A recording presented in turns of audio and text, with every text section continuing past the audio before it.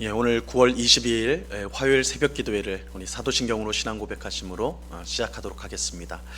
전능하사 천지를 만드신 하나님 아버지를 내가 믿사오며 그 외아들 우리 주 예수 그리스도를 믿사오니 이는 성령으로 잉태하사 동정녀 마리아에게 나시고 본디오 빌라도에게 고난을 받으사 십자가에 못 박혀 죽으시고 장사한 지 사흘 만에 죽은 자 가운데서 다시 살아나시며 하늘에 오르사 전능하신 하나님 우편에 앉아 계시다가 저리로서 산자와 죽은 자를 심판하러 오시리라. 성령을 믿사오며 거룩한 공예와 성도가 서로 교통하는 것과 죄를 사하여 주시는 것과 몸이 다시 사는 것과 영원히 사는 것을 믿사옵나이다. 아멘. 우리 찬송가 204장 주의 말씀 듣고서 우리 같이 찬양하겠습니다. 이전 통일 찬송가는 379장 찬송입니다. 찬송가 204장을 같이 찬양하겠습니다. 주의 말씀 듣고서 준행하는 자는 반석 위에 터닫고 집을 지음 같아. 비가 오고 물나며 바람 부딪혀도 반석 위에 세운 집 무너지지 않네. 잘 짓고 잘 짓세 우리 집 잘 짓세. 만세 반석 위에다 우리 집 잘 짓세. 주의 말씀 듣고도 행치 않는 자는 모래 위에 터닫고 집을 지음 같아. 비가 오고 물나며 바람 부딪힐 때 모래 위에 세운 집 크게 무너지네. 잘 짓고 잘 짓세 우리 집 잘 짓세. 만세 반석 위에다 우리 집 잘 짓세. 세상 모든 사람들 집을 짓는 자니 반석 위가 아니면 모래 위에 짓네. 우리 구주 오셔서 지은 상을 줄 때 세운 공로 따라서 영영 상벌 주리. 잘 짓고 잘 짓세 우리 집 잘 짓세. 만세 반석 위에다 우리 집 잘 짓세. 아멘. 같이 기도하겠습니다. 참 좋으신 아버지 하나님, 감사합니다. 오늘도 저희들에게 새날을 주심을 감사합니다. 오늘도 성령으로 충만하게 하여 주셔서 하나님을 더욱더 사랑하고 이웃을 사랑하며 우리에게 주어진 가정과 또한 일터와 우리가 있는 모든 것에서 주의 뜻을 구하며 순종하며 살아가는 저희들이 다 될 수 있도록 주님 도와 주시옵소서. 코로나19 사태가 계속해서 진행되는 가운데 있습니다. 하나님, 이러한 답답하고 어려운 시간 속에 우리가 낙심하지 않고 절망하지 않고 오히려 이 모든 일을 다스리시고 또한 선한 뜻을 이루고 계시는 오직 하나님을 바라보는 저희들이 될 수 있도록 굳센 믿음을 더하여 주시옵소서. 우리의 마음속에 있는 모든 염려와 근심들을 다 내려놓을 수 있도록 도와주시고 하나님을 향한 분명한 소망을 가지고 오늘도 주어진 일에 충성을 다하는 저희들 되게 하여 주시옵소서. 이 시간 주의 말씀을 듣고자 합니다. 성령 하나님께서 밝히 조명하여 주셔서 주의 말씀의 뜻을 잘 깨닫게 하옵시고 이 말씀을 우리의 마음에 잘 새기고 순종함으로 하나님이 주시는 풍성한 은혜를 누리는 저희 모두가 될 수 있도록 복을 내리워 주시옵소서. 감사와 찬양을 주께 드리오며 예수 그리스도 이름으로 기도드리옵나이다. 아멘. 우리 하나님 말씀을 다 같이 봅니다. 누가복음 3장 9절로 14절까지의 말씀을 우리가 다 같이 보겠습니다. 누가복음 3장 9절로 14절까지의 말씀입니다. 하나님의 말씀을 제가 봉독합니다. 누가복음 3장 9절로 14절까지의 말씀입니다. 이미 도끼가 나무 뿌리에 놓였으니 좋은 열매 맺지 아니하는 나무마다 찍혀 불에 던져지리라. 무리가 물어 이르되 그러면 우리가 무엇을 하리이까? 대답하여 이르되 옷 2벌 있는 자는 옷 없는 자에게 나눠줄 것이요 먹을 것이 있는 자도 그렇게 할 것이니라 하고, 세리들도 세례를 받고자 하여 와서 이르되 선생이여 우리는 무엇을 하리이까 하며 이르되 부과된 것 외에는 거두지 말라 하고, 군인들도 물어 이르되 우리는 무엇을 하리이까 하며 이르되 사람에게서 강탈하지 말며 거짓으로 고발하지 말고 받는 급료를 족한 줄로 알라 하니라. 아멘. 세례자 요한은 자기에게 나온 사람들 향해 독사의 자식들이라 이렇게 말하면서 회개에 합당한 열매를 맺고 속으로 아브라함이 우리 조상이라 그렇게 하지 말라고 말씀하였습니다. 책망을 하였죠. 이것은 스스로 하나님의 택하신 아브라함의 후손이라고 자랑했던 사람들에게 큰 충격을 주었습니다. 이 아브라함의 후손인 우리가 독사의 자식이라면 누가 하나님의 백성이고 누가 구원을 받을 수 있단 말인가? 그들은 묻지 않을 수가 없는 것이죠. 하지만 세례자 요한은 하나님의 백성이 되는 것이 혈통이나 이 사람의 뜻으로 되는 것이 아니요 오직 하나님의 은혜로 되는 것임을 밝힌 것입니다. 하나님의 은혜로 자신이 얼마나 큰 죄인인지를 깨닫고 하나님의 용서를 구하며 회개하는 사람만이 하나님의 백성이 될 수 있습니다. 아브라함의 혈통은 죄인을 하나님의 백성으로 만들 수 없습니다. 혈통이 내가 우리의 조상이 누구라 해서 그것으로 우리가 하나님 백성이 되는 것 아니에요.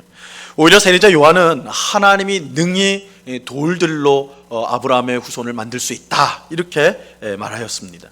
이는 하나님의 백성이 사람의 어떠함으로 말미암는 것이 아니라 오직 하나님의 은혜로 된다. 하나님의 은혜로 말미암음을 말씀하는 것이죠.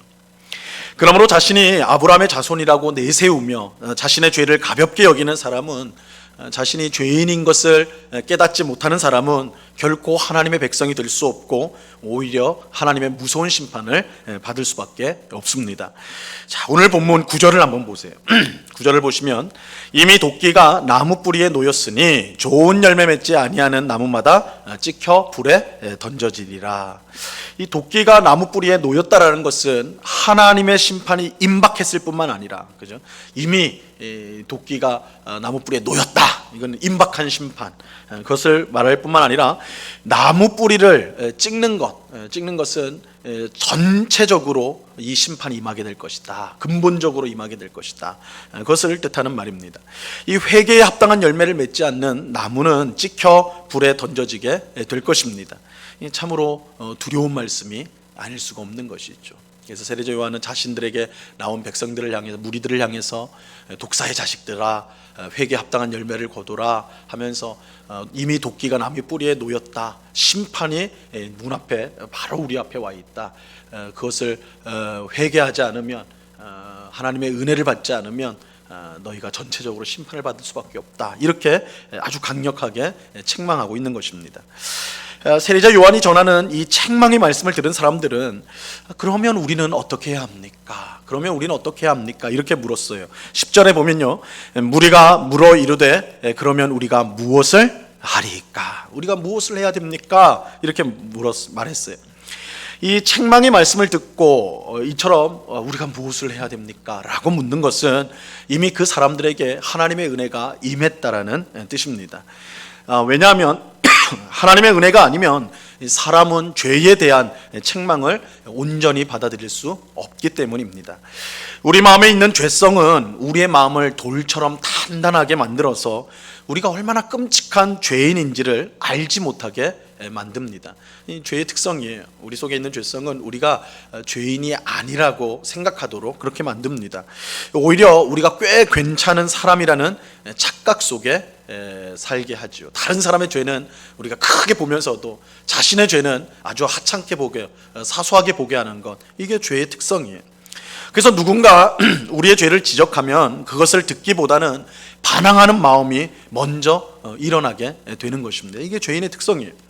사도행전 7장에 보면 스데반이 공회에서 유대인들에게 설교한 내용이 나옵니다. 설교를 해요. 유대인들에게 설교를 하는데 스데반은 그들이 성령을 거스리고 율법을 불순종함으로 예수님을 잡아 죽였다, 이렇게 책망하게 됩니다.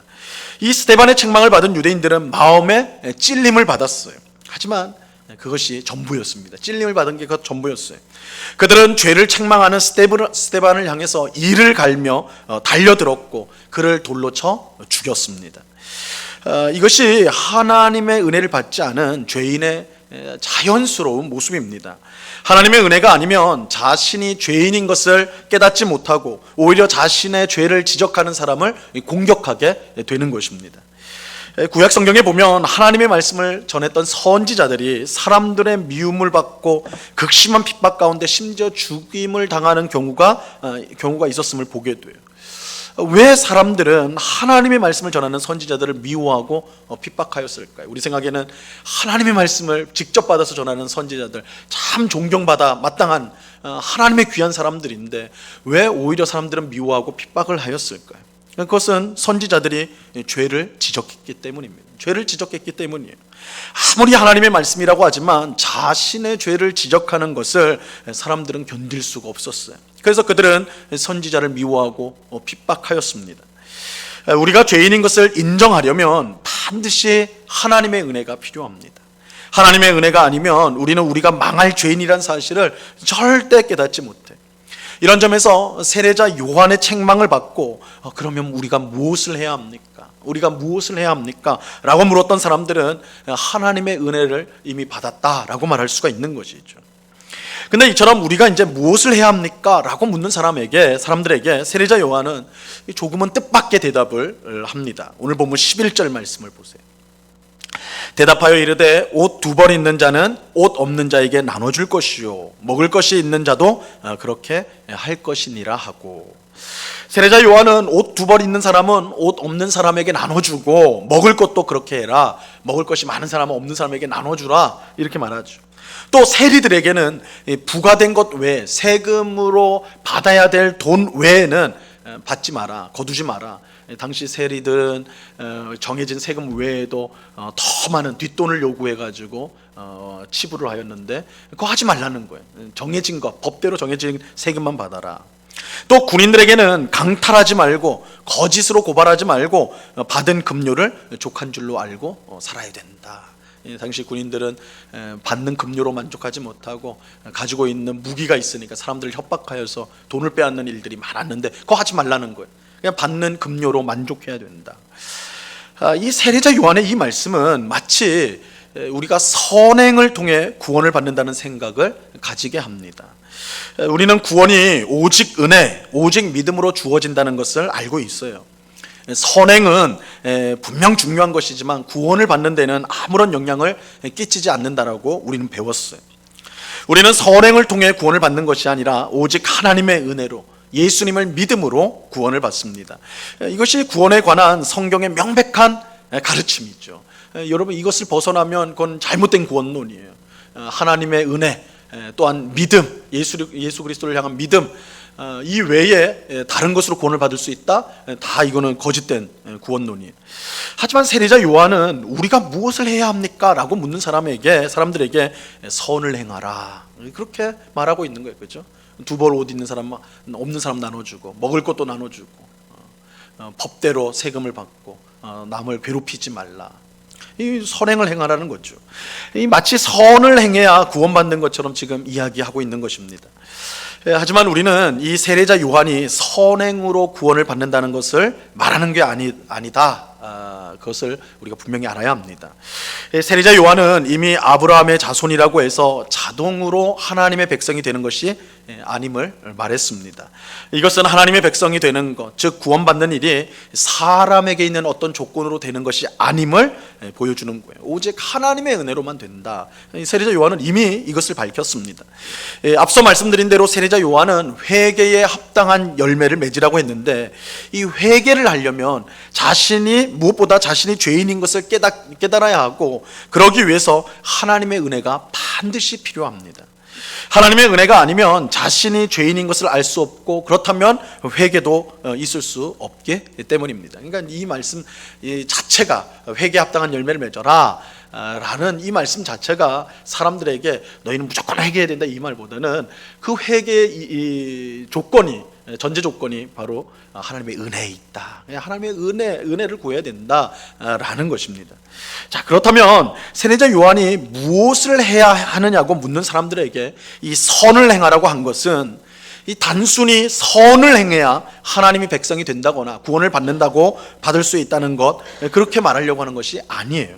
세례자 요한은 하나님의 은혜로 회개에 합당한 열매를 맺은 사람은 반드시 그 증표로서 선을 행하게 된다고 말하고 있는 것입니다. 그러니까 이 의도를 우리가 이제 좀 정확히 봐야 되는 거예요. 그러니까 구원을 받기 위해서 선을 행하라고 하는 것이 아니라, 너희가 하나님의 은혜를 받아서 회개에 합당한 열매를 가진 사람이라면 반드시 그 열매로서 선행이 있어야 한다는 것입니다. 문제는 구원을 받았다고 말하면서도 삶 속에 선행이 전혀 없는 사람입니다. 이런 사람은 말로는 하나님을 사랑한다고 하면서도 이웃에게는 무관심해요. 하지만 이것은 절대 있을 수 없는 일입니다. 하나님을 사랑하는 사람은 반드시 이웃을 사랑하게 되어 있어요. 구원받은 하나님의 백성은 반드시 선을 행하게 되어 있습니다. 이것은 마치 사과나무에서 사과가 나고 배나무에서 배가 나는 것과 같이 너무나 당연한 일이에요. 구원받아 하나님의 백성이 된 사람은 하나님의 은혜가 그 안에서 역사하여서 반드시 선행을 열매 맺게 되는 것입니다. 은혜가 그 사람 속에 역사를 해요. 예수 그리스도를 믿는 믿음이 그 사람 안에서 역사하게 되어 있어요. 그래서 우리가 바울 서신에도 보면 믿음의 역사다라는 말을 쓰는데, 믿음이, 예수 그리스도를 믿는 믿음은 지식이 아니라 우리 안에서 우리를 움직이는 힘이에요.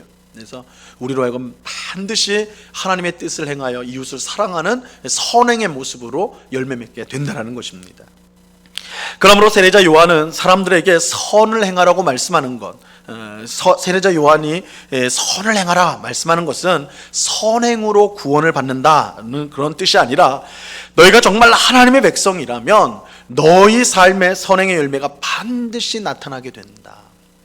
그러니까 나는 아브라함의 자손이라서 나는 이미 구원받은 백성입니다, 나는 하나님 백성입니다라고 주장을 하는데, 그런 사람이 옆에서 굶어 죽어 가는 사람을 보고 무관심하고, 옷이 없어서 벌벌 떠는 사람 보면서도 무관심한다면 정말 그게 구원받은 사람, 아브라함의 참 후손이 맞느냐? 아니다라는 거죠.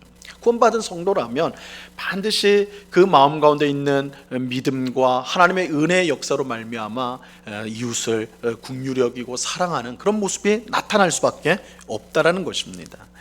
말로만 내가 하나님의 백성이라고 말하지 말고 선행을 통해서 하나님의 백성인 것을 증명해야 된다라는 것입니다. 여러분, 우리는 어떻습니까? 내가 오랫동안 신앙생활을 했고 오랫동안 교회를 다녔고 교회에서 무슨 직분을 받았으니 난 틀림없이 구원받았다, 난 틀림없이 하나님의 백성이다, 이렇게 생각하고 있지 않습니까? 입으로는 하나님의 사랑, 이웃사랑을 말하면서 이웃에게 무관심하고 정작 자기 자신의 일만 신경 쓰면서 그렇게 살아가고 있지는 않습니까? 그렇다면 우리는 우리 자신을 진지하게 돌아봐야 됩니다. 우리 자신을 돌아봐야 돼요. 자신을 아브라함의 자손이라고 말하면서 이 구원을 확신했던 세례자 요한 앞에 나온 사람들과 다르지 않기 때문입니다. 세례자 요한은 그런 사람들을 향해서 독사의 자식들이라, 도끼가 나무 뿌리에 놓여 있다, 이렇게 말했다는 거 우리가 꼭 기억해야 됩니다.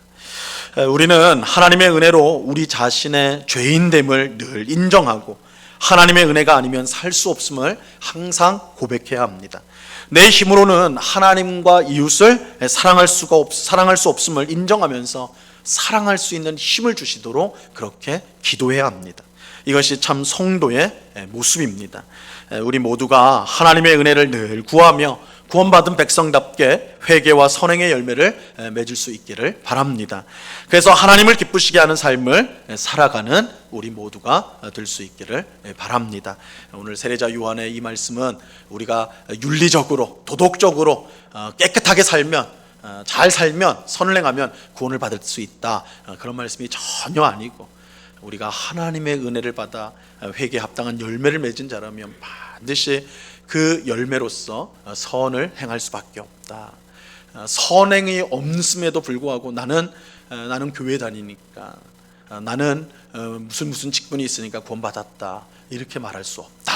이런 것을 오늘 말씀을 하고 있다는 사실을 기억하면서 정말 늘 하나님 앞에서 우리가 죄인인 것을 고백하며 그런 나를 불쌍히 여겨주신 하나님께 감사하며 사랑할 힘이 없는 우리에게 사랑할 힘을 주셔서 더욱더 사랑하고 섬기는 삶을 살게 해달라고 그렇게 기도하는, 그것이 참 성도의 모습인 것을 알고 그런 삶을 살아가는 오늘 우리 모두가 될 수 있기를 우리 주님의 이름으로 간절히 축원합니다. 기도하겠습니다. 참 좋으신 아버지 하나님, 감사합니다. 오늘 세례자 요한이 자신에게 나온 무리들에게 한 말씀을 통해서 하나님의 뜻을 우리가 생각해 보았습니다. 자신들의 죄악을 책망하는 세례자 요한 앞에 그러면 우리가 무엇을 해야 됩니까? 그래서 무리들이 물었습니다. 주님, 하나님의 은혜가 아니면 우리가 죄인인 것을 깨닫지 못합니다. 우리가 하나님의 은혜가 아니면 누군가 우리의 죄를 지적하면, 하나님의 말씀을 읽다가 우리 죄가 떠오르면 우리는 그것을 회피하거나 도망하거나 오히려 뻔뻔하게 받아치려고 하는 것이 우리들입니다. 그러니 주님, 우리에게 하나님의 은혜를 늘 풍성히 내려주사 우리 죄를 죄로서 볼 수 있게 하시고, 그래서 그 죄의 문제를 늘 하나님 앞에 갖고 나아가 예수 그리스도로 말미암아 모든 문제가 해결되었음을 우리가 깨닫고 하나님께 감사하는 저희가 되게 하여 주옵소서. 그래서 회개에 합당한 열매를 맺으며 또한 우리의 삶 가운데 구원받은 백성으로서의 아름다운 선행이 드러나는 우리의 삶이 될 수 있도록 도와 주시옵소서. 두렵건대 우리는 구원받았다, 나는 하나님의 백성이다, 나는 하나님의 자녀라고 말하면서도 실상은 우리 삶에 아무 증거가 없는, 스스로를 속이고 기만하는 그런 신앙생활을 하고 있는 건 아닌지 우리 자신을 돌아볼 수 있도록 도와주시고, 늘 하나님의 은혜를 겸손히 구하며 죄인오라 하실 때에 나를 부르소서, 주의 은혜를 구하며 주의 긍휼을 구하며 주의 사랑을 구하는 늘 그러한 삶을 살아가는 저희들이 다 될 수 있도록 주님 도와 주시옵소서. 아버지 하나님, 오늘은 우리 합신 총회가 있는, 합신 총회가 있는 날입니다. 비록 한 곳에 총대들이 다 같이 모이지 못하고 각 교회로 흩어져서 온라인으로 총회가 진행되는데, 하지만 중요한 전국에 있는 우리 교회를 섬기기 위한 중요한 결정들이 정말 성령의 인도를 따라서 결정되어지는 시간이 될 수 있도록 하나님 도와 주시옵소서. 우리 합시는 교단에 속한 모든 지교회들을 하나님께서 붙들어 주시고, 아버지 하나님, 오늘날 세상에서 참으로 교회가 수치를 당하고 모멸을 당하는 그런 때를 우리가 살고 있는데, 우리 합신교단은 정말 하나님의 말씀에 깨어 있어서 늘 회개하며 늘 새롭게 개혁함으로 말미암아 세상의 소금과 빛으로 드러나는 아름다운 교단, 교회가 될 수 있도록 하나님이여 역사하시고 은혜를 베풀어 주시옵소서. 이 시간 여러 가지 간구의 제목들로 기도하는 주의 백성들 한 사람 한 사람 붙들어 주옵시고, 우리의 기도에 신실하게 응답하시는 하나님, 그 하나님을 믿으며 늘 기도에 힘쓰는 저희가 될 수 있도록 도와 주시옵소서. 언제나 우리와 함께 하시는 주님께 감사와 찬양을 올려드리오며 예수 그리스도 이름으로 기도드리옵나이다. 아멘.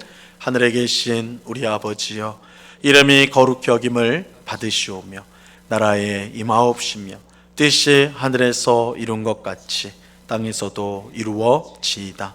오늘날 우리에게 일용할 양식을 주옵시고, 우리가 우리에게 죄 지은 자를 사하여 준 것 같이 우리 죄를 사하여 주옵시고 우리를 시험에 들게 하지 마옵시고 다만 악에서 구하옵소서.